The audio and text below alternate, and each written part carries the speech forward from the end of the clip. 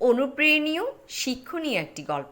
একবার এক গ্রামে এক বৃদ্ধ বাস করত, যে সব বিষয়ে অভিযোগ করত।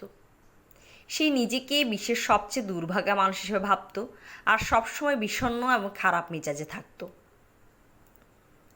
সারা গ্রাম তাকে দেখে বিরক্ত ছিল। সময় আর বয়স বাড়ার সাথে সাথে সে আরও বিরক্তকর হয়ে উঠেছিল এবং সবসময় কটু কথা উচ্চারণ করত। লোকেরা তার প্রতি এতটাই বিরক্ত হয়েছিল যে তারা তাকে এড়িয়ে চলত। এমনকি সে যদি কাউকে সুখী দেখত তাকেও অপমান করত। ফলে তার উপস্থিতি অন্যদের জন্য সুখকর ছিল না। কিন্তু একদিন একটি অবিশ্বাস্য ঘটনা ঘটল। সবাই বৃদ্ধ সম্পর্কে একটি গুজব শুনতে পেল। গুজবটি এমন ছিল যে বুড়ো ইদানি হাসি খুশি থাকে, তিনি কিছুতেই অভিযোগ করছেন না। সেদিন গ্রামের কিছু লোক বৃদ্ধের কাছে গিয়ে জিজ্ঞেস করলো, তোমার কি হয়েছে? বৃদ্ধ উত্তর দিল, কিছুই না। আমার সমস্ত জীবন ধরে আমি সুখের পিছনে ছুটেছি, কিন্তু তা আমার ভুল ছিল।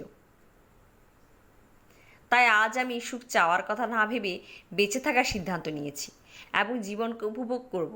এজন্যই আজ আমি খুশি এবং সুখী।